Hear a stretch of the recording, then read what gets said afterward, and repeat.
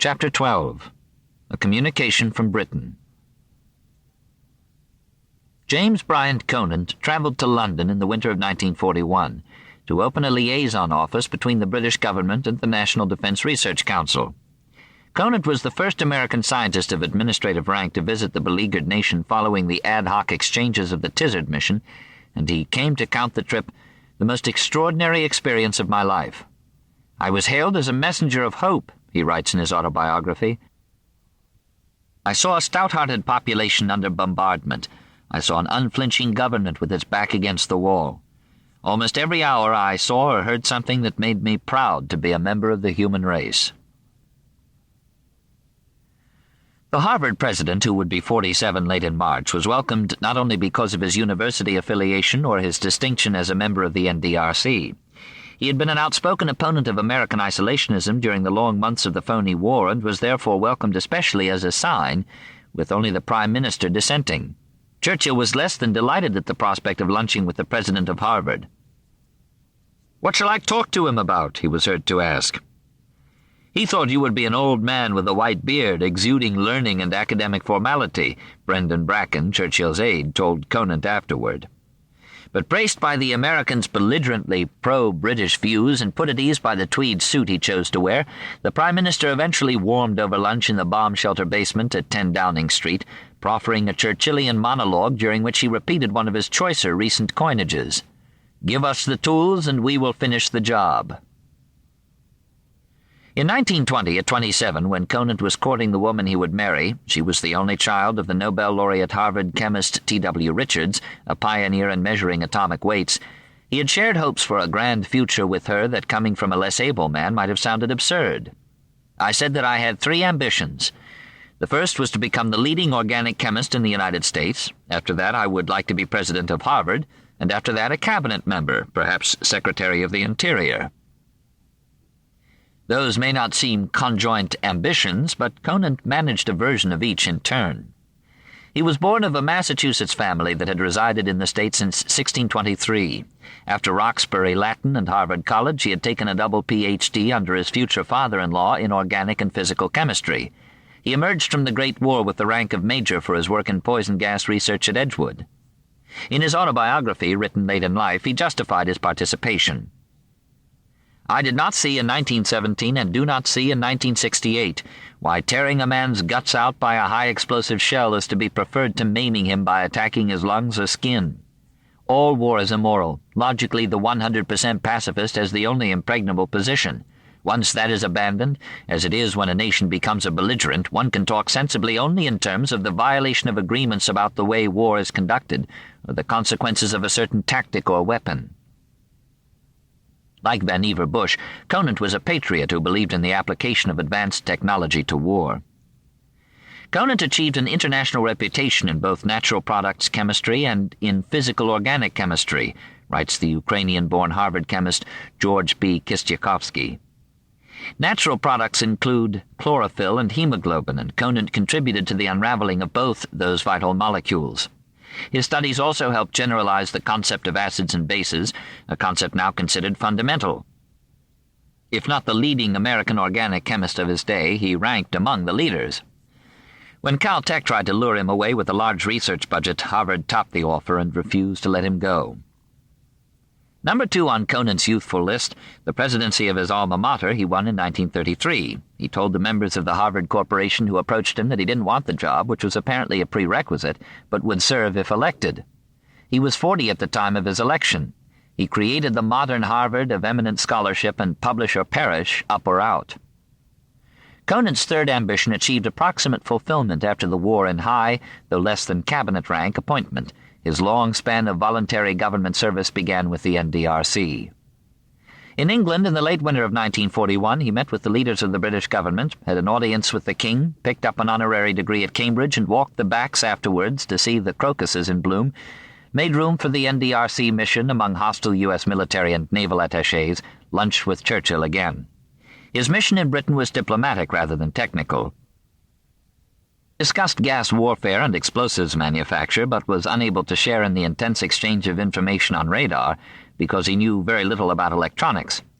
But although he was familiar with the work on uranium and it fell within his official NDRC responsibilities, secrecy and his strong belief in the need-to-know principle kept Conant from learning what the British had learned about the possibility of a bomb.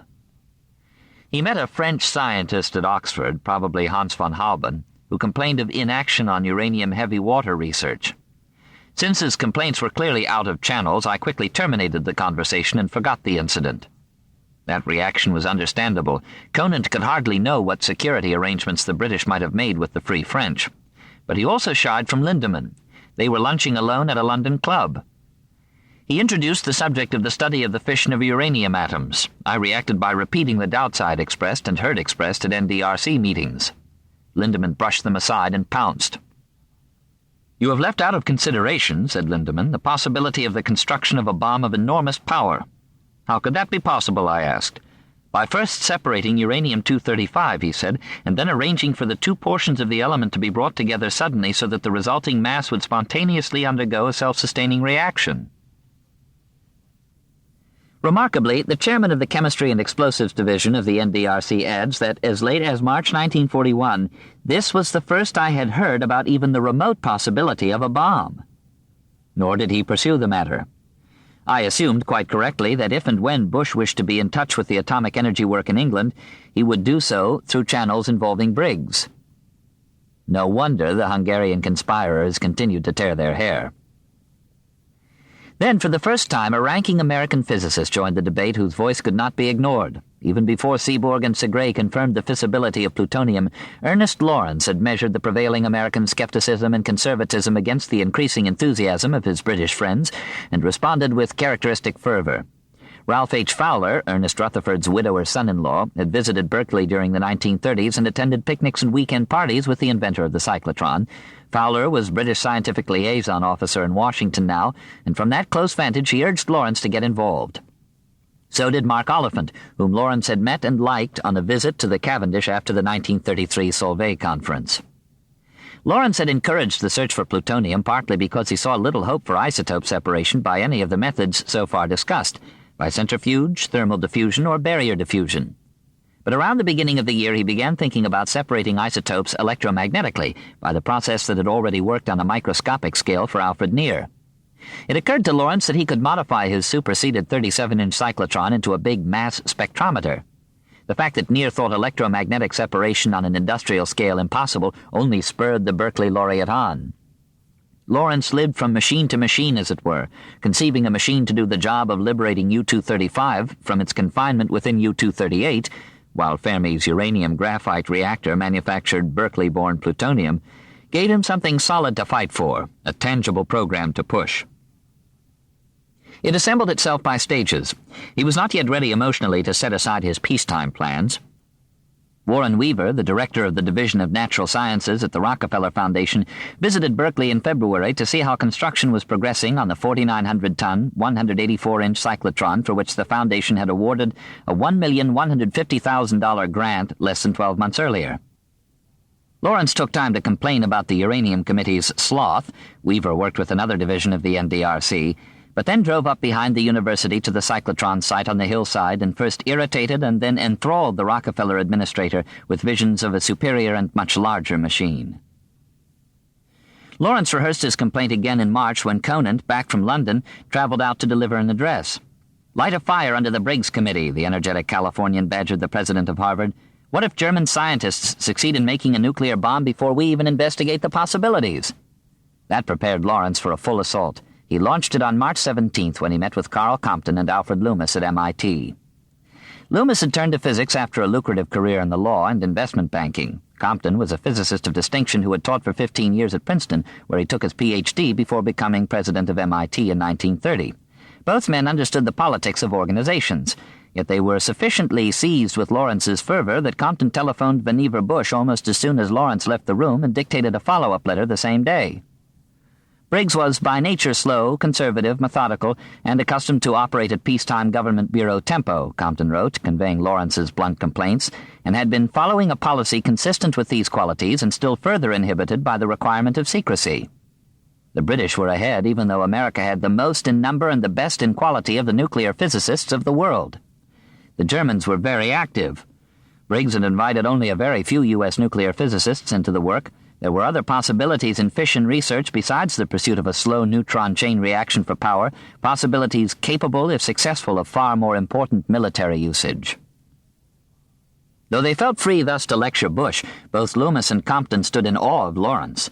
Loomis had recently contributed $30,000 to a private fund simply to make it easier for Lawrence to travel around the country, and thought Bush could do no better than to turn him loose. I hasten to say that the idea of Ernest himself taking an active part in any reorganization was in no sense suggested by him or even in his mind, but I do believe that it would be an ideal solution. Bush's ego was commensurate with his responsibilities, as Loomis and Compton ought to have known.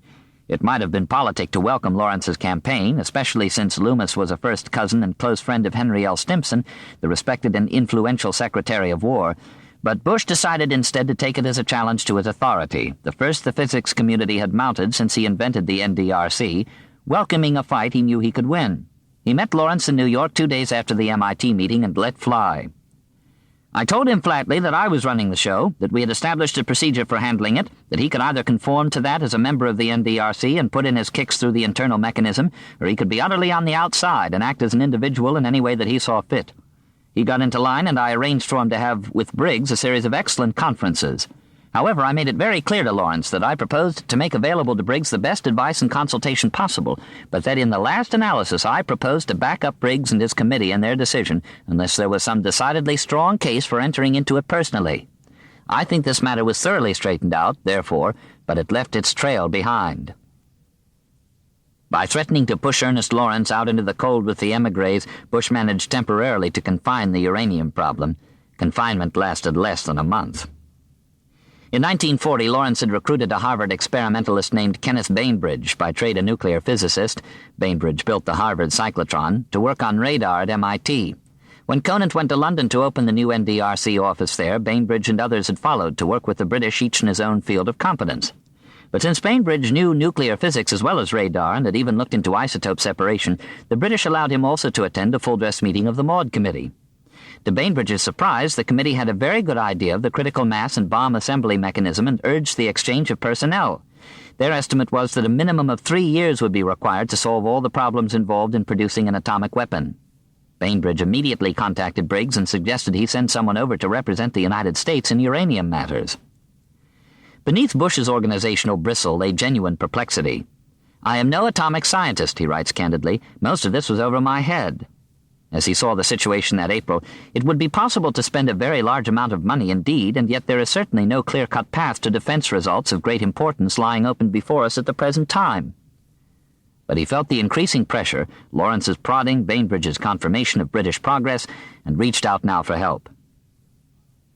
It was Bush's strategy, writes the American experimental physicist Arthur Compton, Carl's younger brother, as coordinator of the nation's war research, to use the National Academy of Sciences as the court of final appeal for important scientific problems. On a Tuesday in mid-April, after meeting with Briggs, Bush wrote Frank B. Jewett, the senior Bell telephone engineer who was president of the National Academy. Briggs had heard from Bainbridge and alerted Bush. Bush and Briggs, disturbed, had conferred. "The British are apparently doing fully as much as we are, if not more, and yet it seems as though, if the problem were of really great importance, we ought to be carrying most of the burden in this country." Bush wanted an energetic but dispassionate review of the entire situation by a highly competent group of physicists. The men chosen ought to have sufficient knowledge to understand and sufficient detachment to cold-bloodedly evaluate. At a regular Washington meeting of the National Academy the following Friday, Jewett, Bush, and Briggs recruited their review group. They put Lawrence on the committee and the recently retired director of the research laboratory at General Electric, a physical chemist named William D. Coolidge. Then they sought out Arthur Compton, a Nobel laureate and professor of physics at the University of Chicago, and proposed he head the review. Compton humbly questioned his fitness for the task and jumped at the chance. Arthur Holly Compton was the son of a Presbyterian minister and professor of philosophy at the College of Worcester in Worcester, Ohio. Compton's Mennonite mother was dedicated to missionary causes and had been the 1939 American Mother of the Year. He followed his older brother Carl into science and surpassed him in achievement, but preserved the family piety as well. Arthur Compton and God were daily companions, notes Leona Woods, Enrico Fermi's young protege at the University of Chicago. She judged Compton, nevertheless, a fine scientist and a fine man. He was remarkably handsome all his life and athletically spare and strong. Fermi had concluded, writes Woods, that tallness and handsomeness usually were inversely proportional to intelligence, but he accepted Arthur Compton, whose intelligence he respected enormously. Compton's physics was first-rate, as Fermi's respect implies. He graduated from the College of Worcester and took his Ph.D. at Princeton. In 1919, the first year of the program, he was appointed a National Research Council Fellow and used the appointment to study under Rutherford at the Cavendish.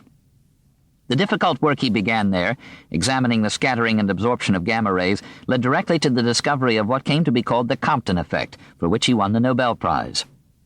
In 1920, Compton writes, he accepted a professorship at Washington University in St. Louis, a small kind of place, to get out of the mainstream of physics so that he could concentrate on his scattering studies, which he was then extending from gamma rays to X-rays. He scattered X-rays with a graphite block and caught them and measured their wavelengths, Moseley-style, with a calcite crystal X-ray spectrograph. He found that the X-rays scattered by the graphite came out with wavelengths longer than their wavelengths going in, as if a shout bounced off a distant wall came back bizarrely deepened to a lower pitch. If X-rays, light, were only a motion of waves, then their wavelengths would not have changed. Compton had in fact demonstrated in 1923 what Einstein had postulated in 1905 in his theory of the photoelectric effect, that light was wave, but also simultaneously particle, photon. An X-ray photon had collided elastically with an electron, as billiard balls collide, had bounced off and thereby given up some of its energy. The calcite crystal revealed the energy loss as a longer wavelength of X-ray light. Arnold Sommerfeld hailed the Compton effect, elastic scattering of a photon by an electron, as probably the most important discovery which could have been made in the current state of physics, because it proved that photons exist, which hardly anyone in 1923 yet believed, and demonstrated clearly the dual nature of light as both particle and wave.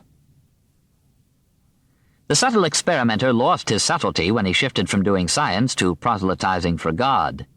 Rigor slipped to Chautauqua logic, and he perpetrated such howlers as the notion that Heisenberg's uncertainty principle somehow extends beyond the dimensions of the atom into the human world and confirms free will.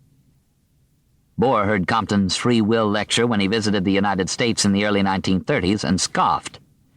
Bohr spoke highly of Compton as a physicist and a man, a friend of the Danish laureate remembers, but he felt that Compton's philosophy was too primitive. Compton would like to say that for God there is no uncertainty principle. That is nonsense. In physics, we do not talk about God, but about what we can know. If we are to speak of God, we must do so in an entirely different manner. In 1941, war work had already been kind to Arthur Compton's brother, moving Carl to national prominence within the science community and winning an important secret laboratory for MIT. Arthur wanted as much or more. There was the problem of pacifism, his mother's Mennonite creed, and a course much discussed at that time in American vestries, a churchly counterpart to isolationism. In 1940, my 48th year, I began to feel strongly my responsibility as a citizen for taking my proper part in the war that was then about to engulf my country, as it had already engulfed so much of the world. I talked, among others, with my minister in Chicago. He wondered why I was not supporting his appeal to the young people of our church to take a stand as pacifists. I replied in this manner: as long as I am convinced, as I am, that there are values worth more to me than my own life, I cannot in sincerity argue that it is wrong to run the risk of death or to inflict death if necessary in the defense of those values. Arthur Compton was ready then, a short time later, when Bush and the National Academy asked him to serve. The review committee met immediately with some of Briggs's associates in Washington. A week later, May 5, 1941, it met again in Cambridge to hear from other Uranium Committee members and from Bainbridge. There followed, writes Compton, 2 weeks spent in discussing the military possibilities of uranium with others who were actively interested. Compton worked quickly to complete a 7-page report and delivered it to Jewett on May 17th.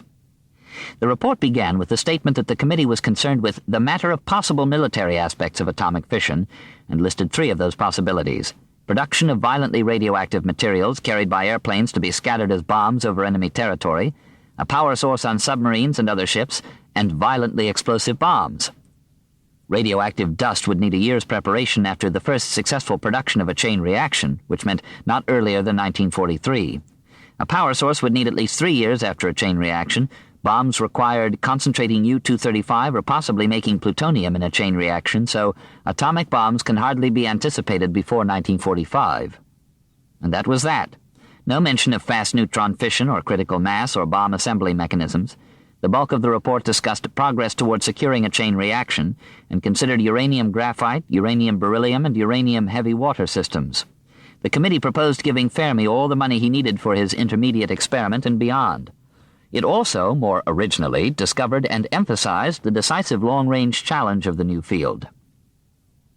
It would seem to us unlikely that the use of nuclear fission can become of military importance within less than 2 years. If, however, the chain reaction can be produced and controlled, it may rapidly become a determining factor in warfare. Looking, therefore, to a struggle which may continue for a decade or more, it is important that we gain the lead in this development. That nation which first produces and controls the process will have an advantage which will grow as its applications multiply. Bush was in the process of reorganizing government science when he received the NAS report. The NDRC, empowered equally with the military laboratories and the National Advisory Committee for Aeronautics, had served for research but lacked the authority to pursue engineering development. Bush proposed a new umbrella agency with wide authority over all government science in the service of war, the Office of Scientific Research and Development. Its director, Bush, would report personally to Roosevelt. Bush prepared to move up to the OSRD by calling in Conant to take over the NDRC. And only after it was clear that I should shortly have a new position, writes Conant, did Bush begin to take me into his confidence as he pondered on what to do with the Briggs Committee. Against the background of his British experience, Conant told Bush his reaction to Compton's report was almost completely negative. Jewett had delivered the report to Bush with a cover letter calling it authoritative and impressive, but privately he cautioned Bush that he had a lurking fear that the report might be over-enthusiastic in parts and not so well balanced. Jewett also passed it to several senior colleagues for comment, including the 1923 Nobel laureate in physics, Robert A. Millikan of Caltech, and sent their comments along to Bush in early June. Bush responded with exasperation compounded with astonishing confusion about the developments in Britain. "This uranium business is a headache. I have looked over Millikan's comments, and it is quite clear that he wrote them without realizing the present situation. The British have apparently definitely established the possibility of a chain reaction with 238, as is, which entirely changes the complexion of the whole affair." Millikan bases his comments on the conviction that only 235 holds promise. This is natural, since he has not been brought in touch with recent developments which the British have told us about in great confidence. He agreed that the work ought to be handled in a somewhat more vigorous form, but he was still profoundly skeptical of its promise. "Even if the physicists get all that they expect, I believe that there is a very long period of engineering work of the most difficult nature before anything practical can come out of the matter, unless there is an explosive involved, which I very much doubt." The OSRD director was not yet convinced, despite new word of plutonium's remarkable fissibility. Segre and Seaborg had continued working through the spring of 1941 to determine the man-made element's various cross-sections. On Sunday, May 18th, having finally prepared a sample thin enough for accurate measurement, they calculated plutonium's cross-section for slow neutron fission at 1.7 times that of U-235. When Lawrence heard the news on Monday, says Seaborg, he swung into action. "We told Lawrence about our definitive demonstration yesterday of the slow neutron fissionability of 94-239, and he was quite excited. He immediately phoned the University of Chicago to give the news to Arthur H. Compton. Compton made an immediate attempt to phone, unsuccessfully, and then sent a telegram to Vannevar Bush. In his telegram, Compton indicated that the demonstration greatly increases the importance of the fission problem, since the available material, that is, U-238 transmuted to plutonium, is thus increased by over 100 times. He said that Alfred Loomis and Ernest Lawrence accordingly have requested him to urge anew the vital importance of pushing the uranium graphite work at Columbia. Whenever the U.S. program bogged down in bureaucratic doubt, Hitler and his war machine rescued it. That summer's massive escalation, codenamed Operation Barbarossa, was the opening of the Eastern Front at dawn on the morning of Sunday, June 22nd, a surge eastward with 164 divisions, including Finnish and Romanian components, toward blitzkrieg invasion of the USSR. The Führer's ambitious intention, declared with emphasis in a secret directive 6 months earlier, was to crush Soviet Russia in a quick campaign, even before the conclusion of the war against England. Hitler meant to push all the way to the Urals before winter and commandeer the Soviet Union's industrial and agricultural base. By July, panzers had crossed the Dnieper and were threatening Kiev. The effect on Conant of his London experiences and the widening war was paradoxically to increase his skepticism of the program he had just accepted assignment to administer. What worried me about Compton's first report, I told Bush, was the assumption that achieving a chain reaction was so important that a large expenditure of both money and manpower was justified. To me, the defense of the free world was in such a dangerous state that only efforts which were likely to yield results within a matter of months, or at most a year or two, were worthy of serious consideration. In that summer of 1941, with recollections of what I had seen and heard in England fresh in my mind, I was impatient with the arguments of some of the physicists associated with the Uranium Committee whom I met from time to time. They talked in excited tones about the discovery of a new world in which power from a uranium reactor would revolutionize our industrialized society.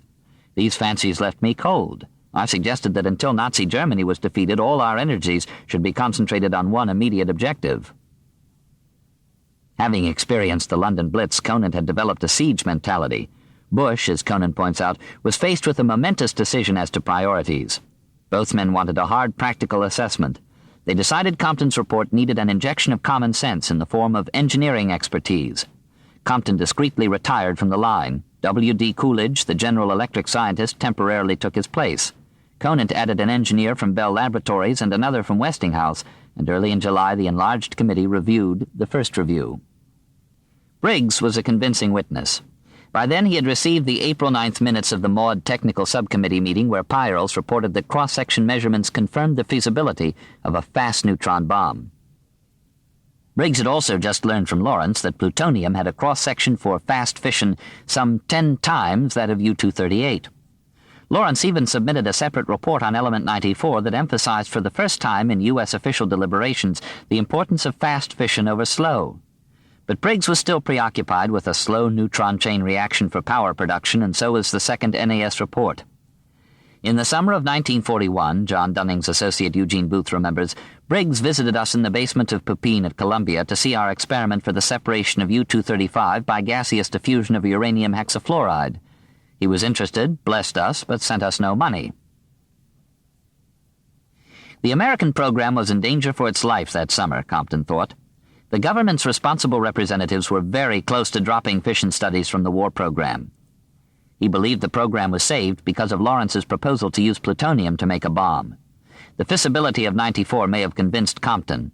It was not decisive for the government's responsible representatives. They were hard men and needed hard facts.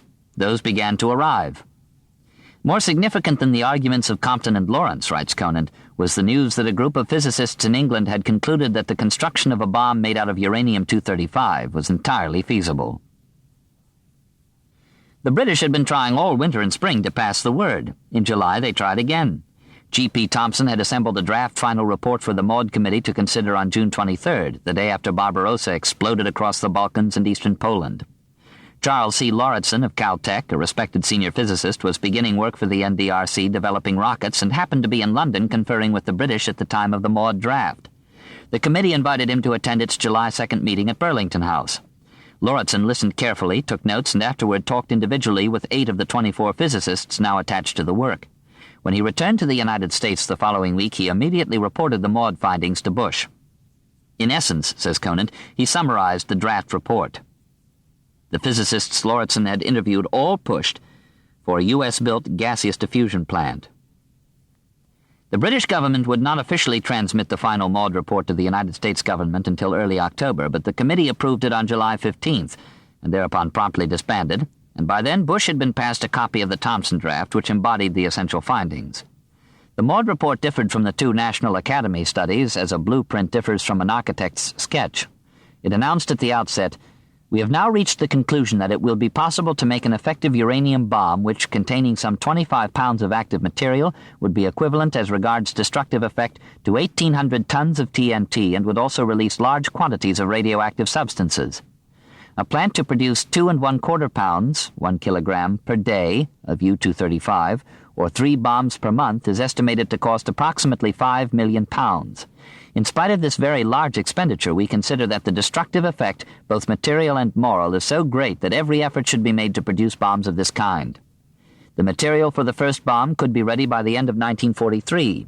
Even if the war should end before the bombs are ready, the effort would not be wasted, except in the unlikely event of complete disarmament, since no nation would care to risk being caught without a weapon of such destructive capabilities." Of conclusions and recommendations, the report offered, crisply, 3. 1.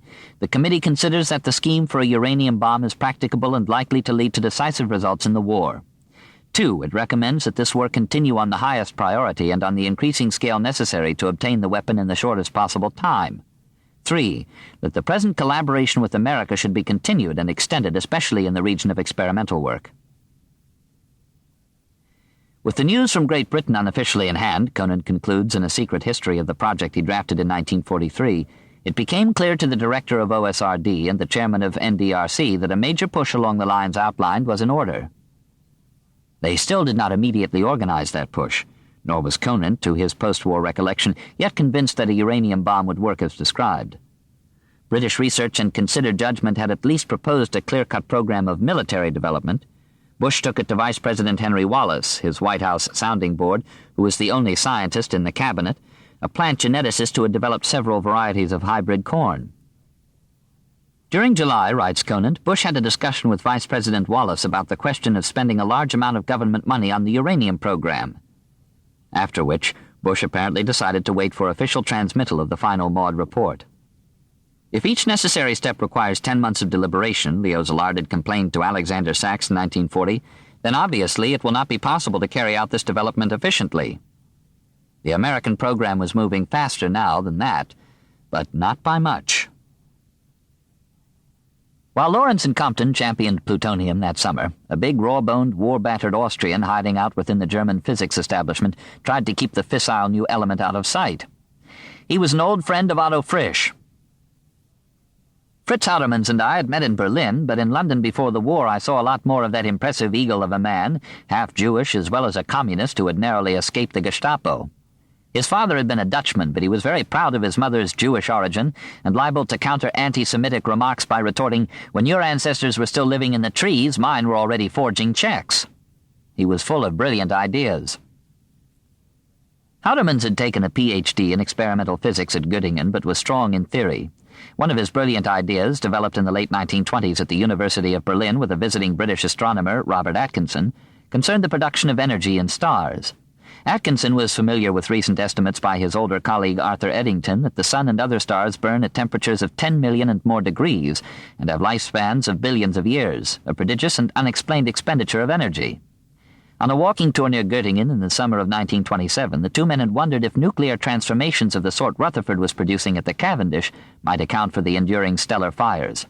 They quickly worked out a basic theory, as Hans Bethe later described it, that at the high temperatures in the interior of a star, the nuclei in the star could penetrate into other nuclei and cause nuclear reactions, releasing energy. The energy would be released when hot, and therefore fast-moving, hydrogen nuclei collided with enough force to overcome their respective electrical barriers and fused together, making helium nuclei and giving up binding energy in the process. With George Gamow, Houtermans and Atkinson later named these events thermonuclear reactions because they proceeded at such high temperatures. In 1933, Houtermans emigrated to the Soviet Union, but fell victim, writes Frisch, to one of Stalin's purges and spent a couple of years in prison. His wife with 2 small children managed to escape and get to the USA. When Hitler made his temporary pact with Stalin in 1939, it included an exchange of prisoners, and Houtermans was handed back to the Gestapo. Max von Laue, whom Frisch celebrates as one of the few German scientists with the prestige and courage to stand up against the Nazis, managed to free Houtermans and arranged for him to work with a wealthy German inventor, Baron Manfred von Ardenne, who had studied physics and who maintained a private laboratory in Lichterfelde outside Berlin. Von Ardenne was pursuing uranium research independently of Heisenberg and the War Office. To raise funds for the work, he had approached the German Post Office, which commanded a large and largely unused budget for research. The Minister of Posts, imagining himself handing Hitler the decisive secret weapon of the war, had funded the building of a 1,000,000-volt Van de Graaff and 2 cyclotrons, all under construction in 1941. Until they came online, Houtermans turned his attention to theory. By August, he had independently worked out all the basic ideas necessary to a bomb. He discussed them in a 39-page report on the question of unleashing chain reactions that considered fast neutron chain reactions, critical mass, U-235, isotope separation, and element 94. Houtermans emphasized making 94. Every neutron which, instead of fissioning uranium-235, is captured by uranium-238, he wrote, creates in this way a new nucleus fissionable by thermal neutrons. He discussed his ideas privately with von Weizsäcker and Heisenberg, but he saw to it that the post office kept his report in its safe, secure from War Office eyes. He had learned to cooperate for survival in the Soviet Union, where the NKVD, the KGB of its day, had knocked out all his teeth and kept him in solitary confinement for months. But in Germany, as in the USSR, he withheld as much information as he dared. His private endorsement of 94 to be transmuted by chain reaction from natural uranium probably contributed to the neglect of isotope separation in Germany. After the summer of 1941, the German bomb program depended entirely on uranium and Vomork heavy water. The British at least knew where they were going. Tizard was skeptical of the Maud report and doubted that a bomb could be produced before the end of the war. Lindemann, he was Lord Charwell now, a baron courtesy of his friend the PM, did not. Charwell had followed the Maud work carefully. He respected Thompson. Simon was an old friend. Peierls had read his grunts correctly after all. He trusted their judgment and set to work to reduce the lengthy report to a memorandum for Churchill. Churchill liked his documents held to half a page. So important was this one that Charwell allowed it to run on for 2.5 pages. He thought research should continue for 6 months and then face further review. He thought an isotope separation plant should be erected not in the United States but in England, despite manpower shortages and the risk of German bombing, or at worst in Canada. In that conclusion he differed from the Maud Committee. The reasons in favor of an English location, he wrote, are the better chance of maintaining secrecy, but above all the fact that whoever possesses such a plant should be able to dictate terms to the rest of the world. However much I may trust my neighbor and depend on him, I am very much averse to putting myself completely at his mercy. I would therefore not press the Americans to undertake this work. His summation narrowed the odds, but decisively raised the stakes. People who are working on these problems consider the odds are 10 to 1 on success within 2 years. I would not bet more than 2 to 1 against or even money, but I am quite clear that we must go forward. It would be unforgivable if we let the Germans defeat us in war or reverse the verdict after they had been defeated. Churchill received Charwell's recommendation on August 27th. 3 days later he minuted his military advisers, alluding ironically to the effects of the Blitz. Although personally I am quite content with the existing explosives, I feel we must not stand in the path of improvement, and I therefore think that action should be taken in the sense proposed by Lord Charwell. The British Chiefs of Staff concurred on September 3rd. Mark Oliphant helped goad the American program over the top. If Congress knew the true history of the atomic energy project, Leo Szilard said modestly after the war, I have no doubt but that it would create a special medal to be given to meddling foreigners for distinguished services, and Dr. Oliphant would be the first to receive one. Conant, in his 1943 Secret History, thought the most important reason the program changed direction in the autumn of 1941 was that the all-out advocates of a head-on attack on the uranium problem had become more vocal and determined, and mentioned Oliphant's influence first of all. Oliphant flew to the United States in late August. He considered the Pan-American Clipper through Lisbon too slow and usually traveled by unheated bomber to work with his NDRC counterparts on radar. But he was also charged with inquiring why the United States was ignoring the Maud Committee's findings. The minutes and reports had been sent to Lyman Briggs, and we were puzzled to receive virtually no comment. I called on Briggs in Washington only to find that this inarticulate and unimpressive man had put the reports in his safe and had not shown them to members of his committee. Oliphant was amazed and distressed. He met then with the Uranium Committee. Samuel K. Allison was a new committee member, a talented experimentalist, a protege of Arthur Compton at the University of Chicago. Oliphant came to a meeting, Allison recalls, and said bomb in no uncertain terms. He told us we must concentrate every effort on the bomb and said we had no right to work on power plants or anything but the bomb. The bomb would cost $25 million, he said, and Britain didn't have the money or the manpower, so it was up to us. Allison was surprised. Briggs had kept the committee in the dark. I thought we were making a power source for submarines. In desperation, Oliphant reached out to the most effective champion he knew in the United States. He wired Ernest Lawrence, I'll even fly from Washington to meet at a convenient time in Berkeley. At the beginning of September he did. Lawrence drove Oliphant up the hill behind the Berkeley campus to the site of the 184-inch cyclotron where they could talk without being overheard. Oliphant rehearsed the Maud report, which Lawrence had not yet seen.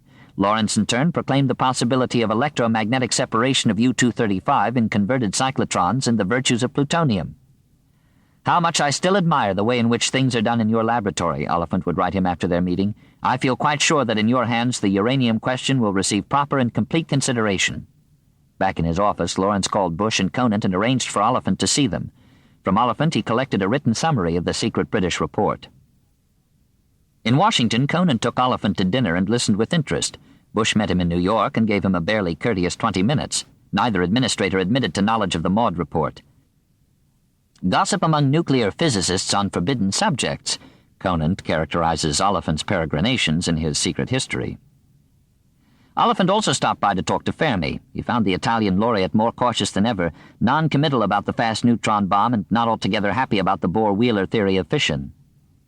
Before or after his meetings in Washington and New York, Oliphant visited William D. Coolidge, the temporary chairman who produced the second NAS report, at General Electric in Schenectady. That visit at least stirred something like indignation. Coolidge immediately wrote Jewett of Oliphant's news, emphasizing for pure U-235 that the chain reaction in this case would take place through the direct action of fast neutrons. This information, so far as I know, was not available in this country until after the National Academy Committee had sent in its second report. I think that Oliphant's story should be given serious consideration. Information had indeed been available in the United States, at least the Maud minutes, including Pyros's April 9th statement, but Briggs had locked it away for safekeeping. Oliphant returned to Birmingham wondering if he had made any impression at all. Lawrence was already moving. He called Arthur Compton in Chicago after Oliphant left Berkeley. Certain developments made him believe it would be possible to make an atomic bomb, Compton paraphrases the conversation. Such a bomb, if developed in time, might determine the outcome of the war. The activity of the Germans in this field made it seem to him a matter of great urgency for us to press its development. It was no more than Szilard had argued 2 years earlier. Lawrence was scheduled to speak in Chicago on September 25th. Conant would be in town to receive an honorary degree. Compton proposed to invite both men together to his home. Lawrence could then press the NDRC chairman directly. Following his decision for political commitment at the Pan American Scientific Conference, Edward Teller had continued teaching at George Washington University but sought work in fission research. In March 1941, with Merle Tuve as one of their sponsors, the Tellers swore allegiance to the United States and became American citizens. Hans Bethe, who was teaching at Columbia for the spring term on temporary leave from Cornell, took the oath the same month. At the end of the term, Bethe recommended that Columbia invite Teller to replace him. To work more closely with Fermi and Szilard, and to adjudicate their disputes, which he did with sensitivity, Teller accepted and moved to Manhattan, to an apartment on Morningside Drive. In the midst of experiment, Fermi found time to theorize. He and Teller had lunch at the University Club one pleasant day in September. Afterward, walking back to Pupin, out of the blue, Teller says, Fermi wondered aloud if an atomic bomb might serve to heat a mass of deuterium sufficiently to begin thermonuclear fusion. Such a mechanism, a bomb fusing hydrogen to helium, should be 3 orders of magnitude as energetic as a fission bomb and far cheaper in terms of equivalent explosive force. For Fermi, the idea was a throwaway. Teller found it a surpassing challenge and took it to heart. Teller liked to break new ground. When he understood something theoretically, he usually moved on without waiting for experimental confirmation. He understood the atomic bomb. He moved on to consider the possibility of a hydrogen bomb. He made extensive calculations. They were disappointing. I decided that deuterium could not be ignited by atomic bombs, he recalls. Next Sunday we went on a walk, the Fermis and the Tellers, and I explained to Enrico why a hydrogen bomb could never be made, and he believed me. For a while, Teller even believed himself. Enrico Fermi and Edward Teller were not, however, the first to conceive of using a nuclear chain reaction to initiate a thermonuclear reaction in hydrogen. That distinction apparently belongs to Japanese physicist Tokutaro Hagiwara of the Faculty of Science of the University of Kyoto. Hagiwara had followed world fission research and had conducted studies of his own. In May 1941, he lectured on super-explosive U-235, reviewing existing knowledge.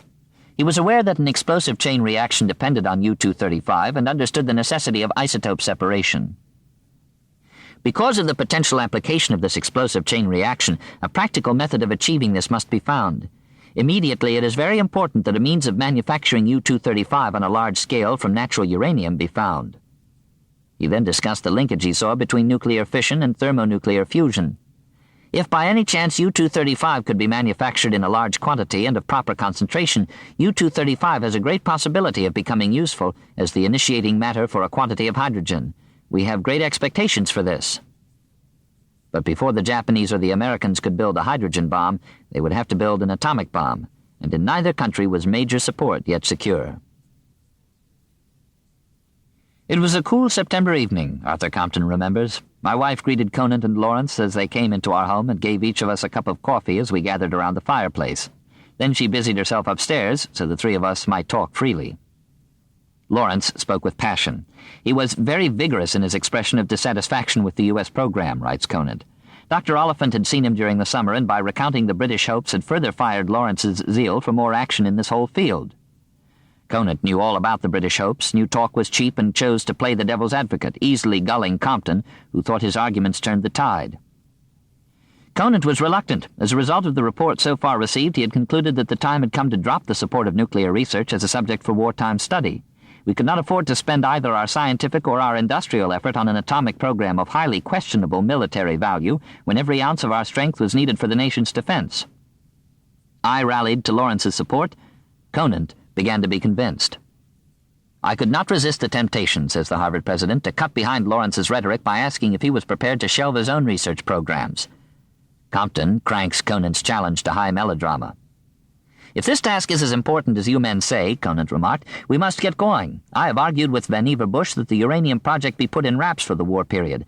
Now you put before me plans for making a definite, highly effective weapon. If such a weapon is going to be made, we must do it first. We can't afford not to. But I'm here to tell you, nothing significant will happen on such a job as this unless we get into it with everything we've got. He turned to Lawrence. Ernest, you say you're convinced of the importance of these fission bombs. Are you ready to devote the next several years of your life to getting them made? The question brought Lawrence up with a start. I can still recall the expression in his eyes as he sat there with his mouth half open. Here was a serious personal decision. He hesitated only a moment. If you tell me this is my job, I'll do it. Back in Washington, Conant briefed Bush on what he calls the results of the involuntary conference in Chicago to which I had been exposed. The two administrators decided to order up a third National Academy report, enlarging Compton's committee this time to include W.K. Lewis, a chemical engineer with an outstanding reputation for estimating the potential success at industrial scale of laboratory processes, and Conant's Harvard colleague George B. Kistiakowsky, the resident NDRC explosives expert. Tall, big-boned, boisterous, with a flat Slavic face and abiding self-confidence, Kistiakowsky had volunteered at 18 for the White Russian Army and fought in the Russian Revolution. I grew up in a family in which the question of civil rights, human freedom, was an important one, he told an interviewer late in life. My father was a professor of sociology and wrote articles and books on the subject and got into trouble with the Tsar's regime, very substantial trouble. Mother was also politically oriented. I think both of them went through a short period of being Marxists and then rejected it. That's why I really joined the anti-Bolshevik armies in 18. It was certainly not because I loved Tsarism. Of course, I got completely disgusted with the White Army long before it was all over. Kistiakowsky escaped to Germany and took his doctorate at the University of Berlin in 1925. He might have stayed, but his professor advised him to look elsewhere. He told me that if I wanted to go into an academic career, I should emigrate. I would never get a job in Germany. Here you will always be a Russian. Princeton accepted the Ukrainian chemist on a fellowship and soon hired him for its faculty. Then Harvard discovered and courted him. In 1930 he moved, becoming professor of chemistry in 1938. Conant had been among those who lured Kistiakowsky from Princeton to Harvard. He valued highly his friend and fellow chemist's opinion. When I retailed him to the idea that a bomb could be made by the rapid assembly of two masses of fissionable material, his first remark was that of a doubting Thomas. It would seem to be a difficult undertaking on the battlefield, he remarked. But it was Kistiakowsky's judgment that finally convinced Conant, as British hopes and physicists' entreaties had not. A few weeks later, when we met, his doubts were gone. It can be made to work, he said. I am 100% sold. My doubts about Briggs's project evaporated as soon as I heard George Kistiakowsky's considered verdict. I'd known George for many years. I'd asked him to be head of the NDRC division on explosives. I had complete faith in his judgment. If he was sold on Arthur Compton's program, who was I to have reservations? Oliphant convinced Lawrence. Lawrence convinced Compton. Kistiakowsky convinced Conant. Conant says Compton's and Lawrence's attitudes counted heavily with Bush.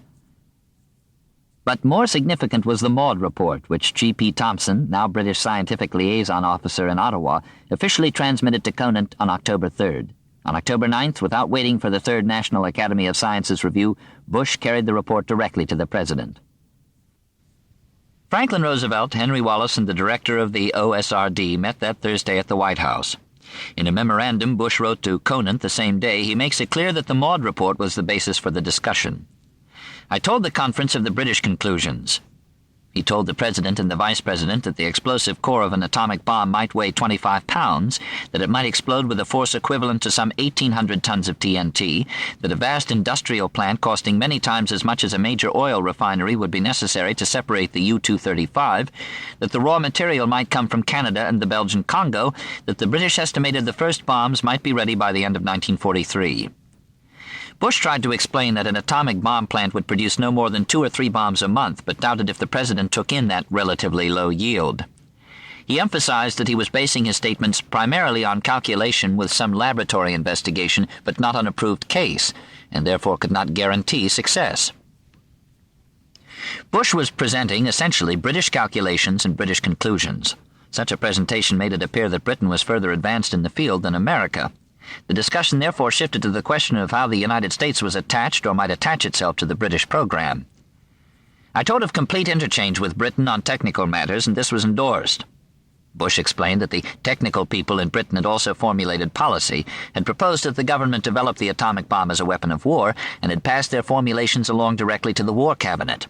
In the United States, Bush said, an NDRC section and an advisory committee considered technical matters, and only he and Conant considered policy. Policy was the President's prerogative.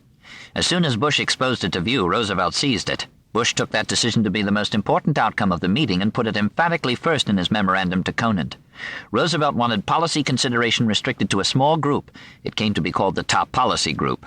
He named its members: Vice President Wallace, Secretary of War Henry L. Stimson, Army Chief of Staff George C. Marshall, Bush, and Conant.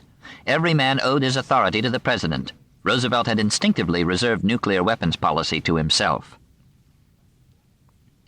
Thus, at the outset of the U.S. atomic energy program, scientists were summarily denied a voice in deciding the political and military uses of the weapons they were proposing to build. Bush accepted the usurpation happily. To him it was simply a matter of who would run the show. It left him on top and inside, and he put it to use immediately to shoulder the physics community into line. Within hours, as he wrote Frank Jewett in November, he had emphasized to Arthur Compton and his people the fact that they are asked to report upon the techniques and that consideration of general policy has not been turned over to them as a subject. Significantly, Bush associated the reservation of policy with relief from criticism. Much of the difficulty in the past has been due to the fact that Ernest Lawrence in particular had strong ideas in regard to policy and talked about them generally. I cannot bring him into the discussions as I am not authorized by the President to do so. He applied just this test, silence on policy, to measure Lawrence's and Compton's loyalty. I think Lawrence now understands this, and I am sure that Arthur Compton does, and I think our difficulties in this regard are over. A scientist could choose to help or not to help build nuclear weapons. That was his only choice. The surrender of any further authority in the matter was the price of admission to what would grow to be a separate, secret state with separate sovereignty linked to the public state through the person and by the sole authority of the President. Patriotism contributed to many decisions, but a deeper motive among the physicists, by the measure of their statements, was fear. Fear of German triumph, fear of a 1,000-year Reich made invulnerable with atomic bombs. And deeper even than fear was fatalism. The bomb was latent in nature as a genome is latent in flesh. Any nation might learn to command its expression. The race was therefore not merely against Germany. As Roosevelt apparently sensed, the race was against time. There are indications in Bush's memorandum that Roosevelt was concerned less with the German challenge than with the long-term consequences of acquiring so decisive a new class of destructive instruments. We discussed at some length after-war control, Bush wrote Conant, together with sources of raw material. Sources of raw material were then believed to be few and far between. Whoever commanded them might well, it seemed, monopolize the bomb. Roosevelt was thinking beyond developing bombs for the war that the United States had not yet entered. He was thinking about a military development that would change the political organization of the world. Bush, who was a successful administrator partly because he knew the limits of his charter, then suggested that a broader program, industrial production, ought to be handled when the time came by some larger organization than the OSRD. Roosevelt agreed. Summarizing his assignment, Bush told the President he understood he was to expedite in every possible way the necessary research, but was not to proceed with any definite steps on this expanded plan until further instructions from him. He indicated that this was correct. The money, the President told him, would have to come from a special source available for such an unusual purpose, and he could arrange this. The United States was not yet committed to building an atomic bomb. but it was committed to exploring thoroughly whether or not an atomic bomb could be built. One man, Franklin Roosevelt, decided that commitment, secretly, without consulting Congress or courts. It seemed to be a military decision, and he was commander-in-chief. Bush and Conant proceeded to order up from Arthur Compton a third NAS review. Compton asked Samuel Allison for the name of someone who could help him calculate the critical mass of U-235. Allison had been corresponding with Enrico Fermi on the subject of carbon absorption cross-sections and recommended him highly. Compton called on Fermi in his office at Columbia University. Stepping to the blackboard, he worked out for me, simply and directly, the equation from which could be calculated the critical size of a chain-reacting sphere. He had at his fingertips the most recent experimental values of the constants. He discussed for me the reliability of the data. Even the most conservative estimate showed that the amount of fissionable metal needed to effect a nuclear explosion could hardly be greater than 100 pounds.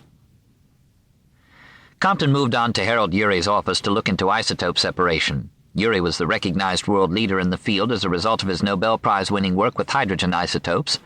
He had directed isotope separation studies for the Uranium Committee and the Naval Research Laboratory since the beginning. He personally investigated chemical separation of U-235, which turned out to be impossible given the chemical compounds of the day, and separation by centrifuge. Estimating that a centrifuge plant that would produce 1 kilogram of U-235 per day would require 40 to 50,000 yard-long centrifuges and would cost about $100 million, he had recently contracted with Westinghouse in the name of the Uranium Committee for a prototype unit. Urey was initially skeptical of gaseous barrier diffusion. He and John Dunning were not compatible, perhaps because they were both enthusiasts, and only when centrifuge development was well underway in late 1940 did Urey turn his attention to the process that Dunning and Eugene Booth were working hard at their own expense to develop. They had chosen gaseous diffusion at dinner one evening in 1940 on their way home from a trip to Schenectady by systematically ruling out other methods as unsuitable for large-scale production, much as Peierls and Zeeman had done. They were interested in nuclear power, Booth remembers, not bomb-making. Our reasons for pursuing the isotope separation path toward power production were simple and general. If a chain reaction became possible with normal uranium, a smaller and probably cheaper power plant could be made with enriched uranium. Dunning and Urey produced a joint appraisal of the gaseous diffusion process in November 1940. Dunning's barrier material at the time was fritted glass, partially fused and therefore porous silica, the material from which porcelain is made, which uranium hexafluoride was likely to corrode. They estimated that a gaseous diffusion plant would involve some 5,000 separate barrier tanks, stages, but made no attempt to determine cost and power requirements. By the autumn of 1941, without official support, Dunning and Booth had nevertheless made significant progress. They had switched to brass barriers from which the zinc had been etched. Brass is an alloy of copper and zinc. Etching away the zinc made the material porous. In November, the month after Compton's visit, they would successfully enrich a measurable quantity of uranium with their equipment. Compton traveled next to Princeton to see Eugene Wigner, who had been working closely with Fermi. Wigner clarified for Compton the difference between fast and slow neutron fission. He endorsed the uranium graphite system Fermi was developing as a method for producing 94. He urged me, writes Compton, almost in tears, to help get the atomic program rolling. His lively fear that the Nazis would make the bomb first was the more impressive because, from his life in Europe, he knew them so well. Back in Chicago, Compton talked to Glenn Seaborg, who had come east from Berkeley at Compton's request. Seaborg was confident he could devise a large-scale remote-controlled technology for separating 94 chemically from uranium. Armed with this new round of information, Compton called a meeting of his committee for October 21st in Schenectady. He prepared for the meeting by writing a draft report. A letter came from Lawrence saying he wanted to bring along Robert Oppenheimer. I have a great deal of confidence in Oppie, and I'm anxious to have the benefit of his judgment in our deliberation. Conant had scolded Lawrence at Compton's fireside when he learned that Lawrence had asked Oppenheimer, still an outsider, for help with theory, but now Lawrence's request was granted. A dispute between Lawrence and Oppenheimer about what Lawrence called the theoretician's left-wandering activities almost excluded him from the atomic bomb project. Oppenheimer, married now to the former Catherine Puning, known as Kitty, with a 6-month-old son, had begun to wish for assignment. Many of the men I had known went off to work on radar and other aspects of military research, he testified later. I was not without envy of them. He learned the price of admission when he invited Lawrence to an organizational meeting at his elegant new home on Eagle Hill for a professional union, the American Association of Scientific Workers, of which Arthur Compton, among others, was a senior member. Lawrence wanted no part in any causes and concerns, as he called political activities, and barred his staff as well. "I don't think it's a good idea," he told them. "I don't want you to join it. I know nothing wrong with it, but we're planning big things in connection with the war effort, and it wouldn't be right. I want no occasion for somebody in Washington to find fault with us." Oppenheimer was not so easily put off. He debated Lawrence's point, arguing that humanity was everyone's responsibility and that the more fortunate should help underdogs. "The Nazis came first," Lawrence countered. He told Oppenheimer about Conant's scolding. Oppenheimer reserved judgment. The October 21st meeting, where he could measure the scientific leaders of the uranium program against his own formidable gifts, changed his mind. "It was not until my first connection with the rudimentary atomic energy enterprise," he testifies, "that I began to see any way in which I could be of direct use." When he saw his way to war work, he quickly sacrificed his underdogs, writing Lawrence on November 12th, "I assure you that there will be no further difficulties at any time with the AASW. I doubt very much whether anyone will want to start at this time an organization which could in any way embarrass, divide, or interfere with the work we have in hand. I've not yet spoken to everyone involved, but all those to whom I have spoken agree with us, so you can forget it." Lawrence opened the Schenectady meeting by reading Oliphant's summary of the Maud report. Compton followed with a review based on his October travels. Oppenheimer weighed in during the discussion of U-235's critical mass with an estimate of 100 kilograms, 220 pounds, close to Fermi's estimate of 130,000 grams. Kistiakowsky, writes Compton, explained the great economic advantage of being able to deliver a heavy blow with a bomb carried by a single plane. But Compton was distressed to discover he could not move the engineers on the review committee, the practical souls Bush had insisted be added to bring the NAS reviews down to earth, to estimate either how much time it would take to build a bomb or how much the enterprise would cost. With one accord, they refused. There weren't enough data. The fact was that they had before them all the relevant information that existed, and some kind of answer was needed, however rough it might be, for otherwise our recommendation could not be acted upon. After some discussion, I suggested a total time of between 3 and 5 years and a total cost of some hundreds of millions of dollars. None of the committee members objected. So the American numbers came out of a scientist's hat, as the British numbers had. Atomic energy was still too new for engineering. If Compton was distressed by the refusal of commitment, Lawrence was appalled. Within 24 hours he mailed the committee chairman a bracing challenge edged with threat.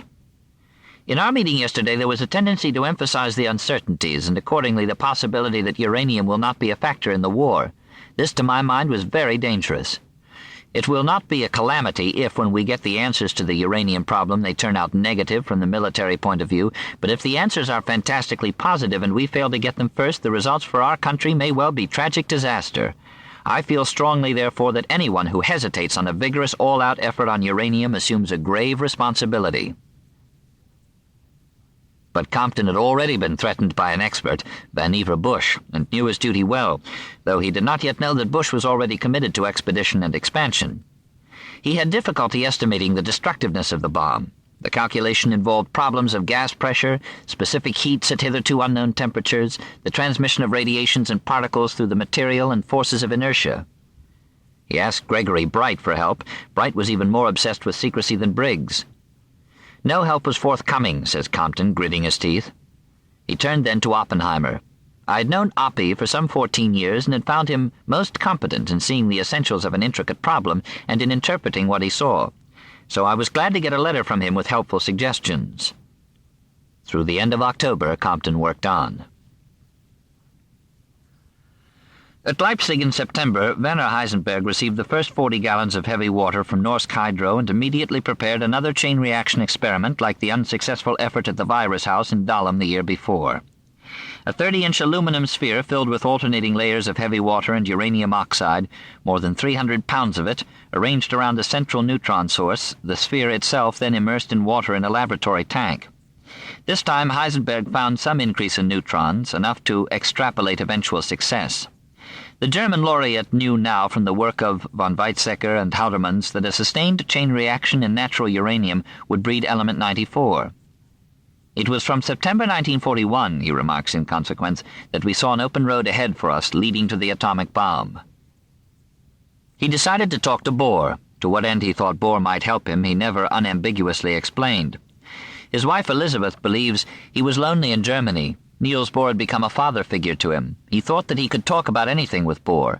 The advice of an older friend, more experienced in human and political affairs, had always been important to him. He saw himself confronted with the specter of the atomic bomb, Elizabeth Heisenberg explains, and he wanted to signal to Bohr that Germany neither would nor could build a bomb. Secretly, he even hoped that his message could prevent the use of an atomic bomb on Germany one day. He was constantly tortured by this idea. This vague hope was probably the strongest motivation for his trip. Heisenberg and von Weizsäcker attended a scientific meeting in Copenhagen at the end of October, a meeting Bohr routinely boycotted, as he boycotted all joint Danish and German activities to emphasize his refusal to collaborate. He was willing to see Heisenberg, however, and received him, according to the German physicist's wife, with great warmth and hospitality. Heisenberg saved his crucial conversation for a long evening walk with Bohr through the brewery district around the Carlsberg House of Honor. Being aware that Bohr was under the surveillance of the German political authorities, he recalled after the war, and that his assertions about me would probably be reported to Germany, I tried to conduct this talk in such a way as to preclude putting my life into immediate danger. Heisenberg remembers asking Bohr if it was right for physicists to work on the uranium problem in wartime, when there was a possibility that such work could lead to grave consequences in the technique of war. Bohr, who had returned from the United States convinced that a bomb was practically impossible, understood the meaning of the question immediately, as I realized from his slightly frightened reaction. Heisenberg apparently thought Bohr was privy to American secrets and was reacting guiltily to implicit exposure. But Bohr's next response suggests that he had been rather stunned at Heisenberg's revelation. He asked Heisenberg if a bomb really was possible. Heisenberg says he answered that a terrific technical effort would be necessary, which he hoped could not be realized in the present war. Bohr was shocked by my reply, obviously assuming that I had intended to convey to him that Germany had made great progress in the direction of manufacturing atomic weapons. Although I tried subsequently to correct this false impression, I probably did not succeed. I was very unhappy about the result of this conversation. Thus Heisenberg's version of the evening walk. Bohr's is less detailed. His son Åge, a Nobel laureate in his turn and his father's successor as director of the Copenhagen Institute, summarizes it in a memoir. The impression that in Germany great military importance was given to atomic energy research was strengthened by the visit to Copenhagen in the autumn of 1941 of Werner Heisenberg and C.F. von Weizsäcker. In a private conversation with my father, Heisenberg brought up the question of the military applications of atomic energy. My father was very reticent and expressed his skepticism because of the great technical difficulties that had to be overcome, but he had the impression that Heisenberg thought that the new possibilities could decide the outcome of the war if the war dragged on. Heisenberg's account of the meeting has no basis in actual events. Robert Oppenheimer, who also had the story direct from Bohr, condenses the meeting to the comment, Heisenberg and von Weizsäcker came over from Germany, and so did others. Bohr had the impression that they came less to tell what they knew than to see if Bohr knew anything that they did not. I believe that it was a standoff. The two accounts are not incompatible, but both leave out a crucial fact, that Heisenberg passed to Bohr a drawing of the experimental heavy-water reactor he was working to build. If he did so clandestinely, he certainly risked his life. If he did so cynically and with Nazi approval to misdirect Allied intelligence, he was certainly no longer attached to Bohr as a father figure, as Elizabeth Heisenberg writes. Whatever his intent, it had the wrong effect on Bohr. Elizabeth Heisenberg thinks Bohr essentially heard only one single sentence. The Germans knew that atomic bombs could be built. He was deeply shaken by this, and his consternation was so great that he lost track of all else. But Åge Bohr's and Oppenheimer's accounts imply a further response from Bohr, indignation, even incredulity, that Heisenberg would think Bohr might be willing in any way, for any reason, to cooperate with Nazi Germany. Heisenberg, in turn, was aghast that Bohr would fail to see and credit his reservations, would not understand, as his wife writes, that his bond to his country and its people was not tantamount to a bond to the regime. To the contrary, she adds, Bohr told Heisenberg that he understood completely that one had to use all of one's abilities and energies for one's country in time of war. Not surprisingly, since it implied Bohr thought the worst of him, that he was willing to work for the Nazis, Heisenberg was deeply shocked by Bohr's reply. The meeting, and especially the drawing Heisenberg passed, gave Bohr more to worry about, but he continued to doubt that any nation could afford sufficient industrial capacity, especially in wartime, to pursue isotope separation. He must have been pained at what he took to be the treachery of a brilliant and formerly devoted protege. Heisenberg, for his part, found himself, says his wife, in a state of confusion and despair. Even at risk, he had not convinced Bohr of his sincerity, nor in any way begun a dialogue to avert possible catastrophe. In the absence of such dialogue, he had only managed potentially to alarm Germany's most powerful enemy further with news of progress in approaching the chain reaction. That news must necessarily accelerate Allied efforts to build a bomb. As Rudolf Peierls writes of this period in Heisenberg's life, he had agreed to sup with the devil, and perhaps he found that there was not a long enough spoon. Arthur Compton sent draft copies of the Third National Academy of Sciences report to Vannevar Bush and Frank Jewett before the weekend of November 1st. The new report was brief, 6 double-spaced typewritten pages with 49 pages of technical appendices and figures, and finally and emphatically to the point. The special objective of the present report is to consider the possibilities of an explosive fission reaction with U-235. Progress towards separating uranium isotopes, Compton wrote, made renewed consideration urgent, a rationale somewhat less than candid. British progress had spurred the change. This time the report knew what it was about. A fission bomb of superlative destructive power will result from bringing quickly together a sufficient mass of element U-235.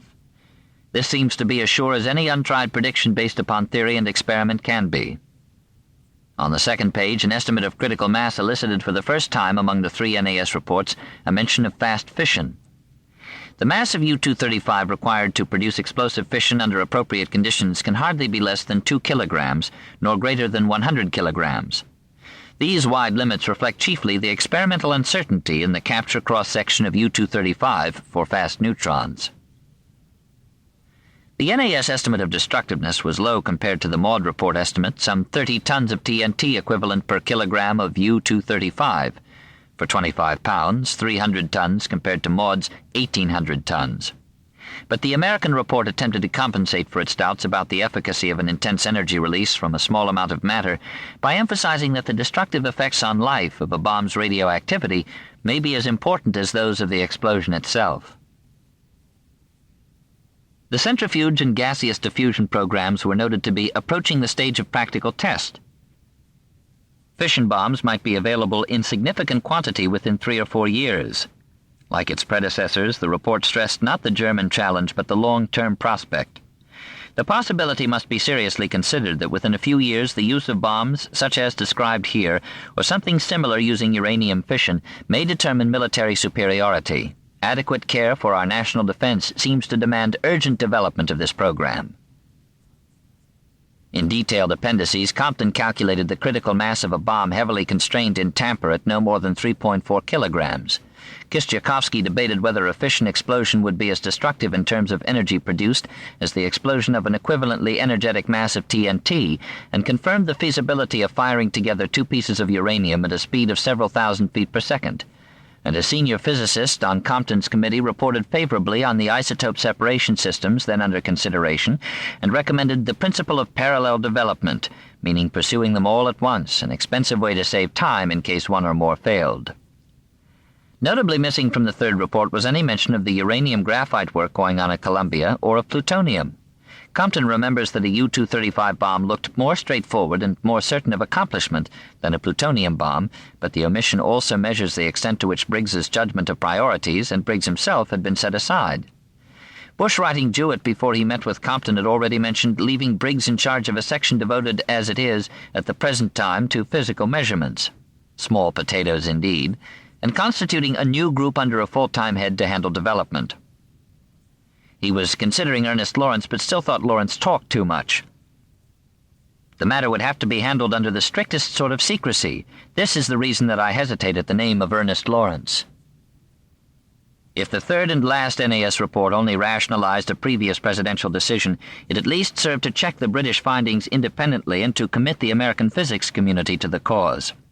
The United States had finally set its wheels to the bomb track. Its inertia was proportional to the juggernaut of its scientific, engineering, and industrial might. Acceleration overcoming inertia, It now began to roll. No document Franklin Delano Roosevelt signed authenticates the fateful decision to expedite research toward an atomic bomb that Vannevar Bush reported in his October 9th memorandum to James Bryant Conant. The archives divulge no smoking gun. The closest the records come to a piece of paper that changed the world is a banality. Bush personally delivered the Third National Academy of Sciences report to the President on November 27, 1941. Roosevelt returned it to him 2 months later with a note on White House stationery written in black ink with a broad-nibbed pen, a note that would communicate only a commonplace of the housekeeping of state secrets, except for the authority of its first vernacular expression and the initials it bears. The White House, Washington, January 19th. V.B. OK. Returned. I think you had best keep this in your own safe. FDR.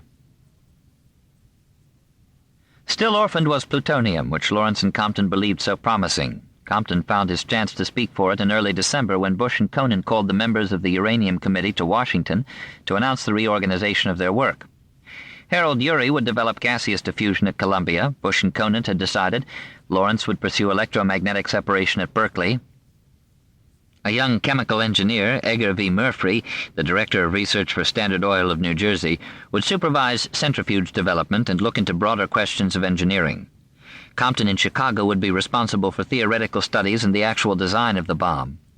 The meeting adjourned, writes Compton, with the understanding that we would meet again in 2 weeks to compare progress and shape our plans more firmly. Bush, Conant, and Compton went to lunch at the Cosmos Club on Lafayette Square. There, the Chicago physicist spoke up for plutonium. He argued that the advantage of chemical extraction rather than isotope separation made element 94 a worthy competitor. Bush was wary. Conant pointed out that the new element's chemistry was still largely unknown. Compton recalls their exchange. Seaborg tells me that within 6 months from the time plutonium is formed by chain reaction, he can have it available for use in the bomb, was my comment. Glenn Seaborg is a very competent young chemist, but he isn't that good, said Conant. How good a chemist Glenn Seaborg might be remained to be seen. Compton, Conant remembers, went on to argue that the construction of a self-sustaining chain reaction in natural uranium, Fermi's and Szilard's project, would be a magnificent achievement, even if plutonium flunked as bomb material. It would prove that the measurements and theoretical calculations were correct. I never knew whether it was this near certainty of demonstrating a slow neutron reaction which settled the matter in Van's mind, or whether he was impressed with Compton's faith in the production of a plutonium bomb against my lack of faith as a chemist. At all events, within a matter of weeks he agreed to Arthur Compton's setting up at Chicago a highly secret project. Bush had called the Washington meeting on a weekend to accommodate busy men. They had assembled on Saturday, December 6, 1941. Almost immediately, they found themselves busier yet. At 7 a.m. Hawaiian time on Sunday, December 7, 1941, near Kahuku Point at the northernmost reach of the island of Oahu, 2 U.S. Army privates in the process of shutting down the Opana Mobile Radar Station, an aircraft reconnaissance unit which they had manned since 4 a.m., noticed an unusual disturbance on their oscilloscope screen. They checked and confirmed no malfunction and decided the large merged blur of light must be a flight of some sort. Their plotting board indicated a bearing out of the northeast at a distance of 132 miles. More than 50 planes appeared to be involved. One of the men called the information center at Fort Shafter at the other end of the island, where radar and visual reconnaissance reports were combined on a tabletop map. The lieutenant who took the phone heard the radar operator call the sightings the biggest he had ever seen. The operator did not, however, report his estimate of their number. Both the Army and the Navy had been warned of imminent danger of Japanese attack. The Japanese had convinced themselves that dominance over East Asia was vital to their survival. The American reaction to militant Japanese expansion into Manchuria and China, as many as 200,000 men, women, and children were brutally slaughtered by the Japanese Army in Shanghai in 1937, had been to embargo war materials and freeze Japanese assets in the United States. Aviation fuel, steel, and scrap iron went on the embargo list in September 1940 when the Japanese moved into French Indochina with the timid approval of Vichy France. After that, the Japanese estimated they could survive no more than 18 months without access to Asian oil and iron ore. For some time they had prepared for war while continuing to negotiate. Now negotiations had collapsed. Lieutenant General Walter C. Short, commander of the Army's Hawaiian Department, received a coded message on November 27th signed in the name of the Chief of Staff, George Marshall, that read in part, "Negotiations with Japan appear to be terminated to all practical purposes, with only the barest possibility that the Japanese government might come back and offer to continue. Japanese future action unpredictable, but hostile action possible at any moment.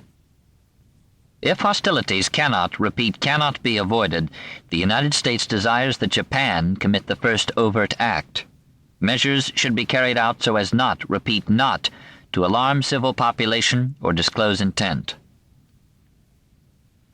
Short had at option 3 levels of alert, escalating from a defense against sabotage, espionage, and subversive activities without any threat from the outside, to full defense against an all-out attack. He thought it obvious that the War Department message was written basically for General MacArthur in the Philippines, and chose the limited sabotage defense, alert number 1. Admiral Husband E. Kimmel, Commander-in-Chief of the U.S. Pacific Fleet, which was based at Pearl Harbor west of Honolulu on the southern coast of Oahu, received a similar but even more pointed message from the Navy Department a few hours later. This dispatch is to be considered a war warning. Negotiations with Japan looking toward stabilization of conditions in the Pacific have ceased, and an aggressive move by Japan is expected within the next few days. The number and equipment of Japanese troops and the organization of naval task forces indicates an amphibious expedition against either the Philippines, Tai or Kra Peninsula, or possibly Borneo. Execute an appropriate defensive deployment preparatory to carrying out the tasks assigned. Kimmel noted the references to other theaters of potential conflict. When he and Short exchanged messages, he noted the more cautious phrasing of the Army warning. Appropriate defensive deployment meant, he thought, full security measures for ships at sea. A surprise submarine attack seemed possible, and he ordered the depth bombing of any submarines discovered in the waters around Oahu. The Army lieutenant who took the Opana radar call therefore had no expectation of danger. He looked for a routine explanation of the unusual report, and found it. The Army paid radio station KGMB in Honolulu to play Hawaiian music throughout the night whenever it ferried aircraft to the islands, giving its navigators a signal to seek. The lieutenant had heard such music on the radio that morning on his way to the information center. He decided that the radar must be picking up a flight of B-17s. The heading plotted at Opana was the usual direction of approach from California. "Well, don't worry about it," the lieutenant told the radar men. Pearl Harbor is a shallow compound basin sheltered inland through a narrow outer channel from the sea.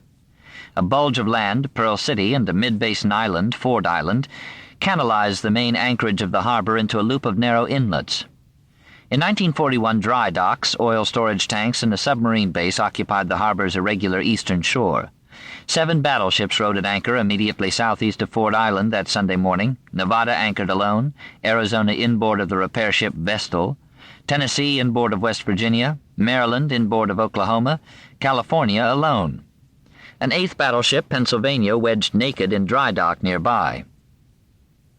Lieutenant Commander Mitsuo Fuchida of the Japanese Imperial Navy, 39 years old, who wore a red shirt to disguise from his men any blood he might shed, and a white hachimaki tied around his flight helmet, brushed with the calligraphic characters for certain victory, called out, "Tora, Tora, Tora!" at 07:53 hours as his pilot banked around Barber's Point southwest of Pearl. Tiger 3 times invoked to announce to the listening Japanese Navy that his first wave of 183 planes had achieved complete surprise. The 43 fighters, 49 high-level bombers, 51 dive bombers, and 40 torpedo planes he commanded had flown from 6 carriers holding station 200 miles to the north, carriers formidably escorted by battleships, heavy cruisers, destroyers, and submarines that had left Hitokapu Bay on the northern Japanese island of Eitorofu on November 25th and sailed blacked out in radio silence across the stormy but empty northern Pacific for almost 2 weeks to achieve this stunning rendezvous. The torpedo bombers divided into groups of 2s and 3s and dived. The air crews had prepared themselves to ram the battleships if necessary, but nothing restrained their attack. At 07:58, the Ford Island Command Center radioed its frantic message to the world: "Air raid Pearl Harbor. This is not a drill." Admiral Kimmel saw the attack begin from a neighbor's lawn, in utter disbelief and completely stunned, the neighbor remembers, as white as the uniform he wore. Torpedoes struck a light cruiser and the target ship, a mine layer, another light cruiser, then the battleships. Arizona lifted out of the water, West Virginia washed by a huge waterspout, Oklahoma hit by 3 torpedoes, one after another and immediately listing steeply to port, the bottom blown out of Arizona, 3 torpedoes into California, 2 more into West Virginia, a 4th into Oklahoma that bounced the big ship and rolled it over bottom up. Arizona taking a bomb that detonated its forward explosive stores, ripped the ship apart, killed at least 1,000 men, and blew high into the air a grisly rain of bodies, hands, legs, and heads. A torpedo tearing out Nevada's port bow. Thick black smoke rolled up to foul the blue Hawaiian morning, and in the water, burning, screaming men attempted to swim through a dense scum of burning oil. Japanese fighters and bombers destroyed aircraft on the ground, and strafed soldiers and Marines pouring out of barracks at Hickam Field and Awa Field and Wheeler. An hour later, a second wave of 167 more attack aircraft deployed to further destruction. The 2 raids accounted for 8 battleships, 3 light cruisers, 3 destroyers, and 4 other ships sunk, capsized, or damaged, and 292 aircraft damaged or wrecked, including 117 bombers, and 2,403 Americans, military and civilian, killed, 1,178 wounded in unprovoked assaults that lasted only minutes. The following afternoon, Franklin Roosevelt, addressing Congress in joint session, requested and won a declaration of war against not only Japan, but Germany and Italy as well. The man who conceived and planned the surprise attack on Pearl Harbor, Admiral Isoroku Yamamoto, commander-in-chief of the Japanese combined fleet, had few illusions about the ultimate success of a war against the United States. He had studied at Harvard and served as a naval attaché in Washington and knew America's strength. But if war had to come, he meant to give a fatal blow to the enemy fleet when it was least expected at the outset. By that act, he hoped he could win his country 6 months to a year, during which it might establish its greater East Asia co-prosperity sphere and dig in. The torpedoes had been a challenge. Pearl Harbor was only 40 feet deep. Torpedoes dropped from planes routinely sank 70 feet or more before bobbing up to attack depth. The Japanese had to reduce that plunge significantly or bury their weapons in the Pearl mud. They found in repeated experiments that they could sometimes manage a shallower drop by flying only 40 feet above the water and holding down their airspeed. The maneuver demanded skilled flying, but further improvement required torpedo redesign, largely by trial and error. As late as mid-October, Fuchida's flyers were still managing no better than 60-foot plunges, still far too deep. A new stabilizer fin, originally designed for aerial stability, saved the mission. Tested during September, it consistently held the torpedo to less than 40 feet and steadied it as well. But the pilots still needed aiming practice. Only 30 of the modified weapons could be promised by October 15th, another 50 by the end of the month, and the last 100 on November 30th, after the task force was scheduled to sail. The manufacturer did better. Realizing the weapons were vital to a secret program of unprecedented importance, manager Yukiro Fukuda bent company rules, drove his lathe and assembly crews overtime, and delivered the last of the 180 specially modified torpedoes by November 17th. Mitsubishi Munitions contributed decisively to the success of the first massive surprise blow of the Pacific War by the patriotic effort of its torpedo factory on Kyushu, the southernmost Japanese island, 3 miles up the Urakami River from the bay in the old port city of Nagasaki.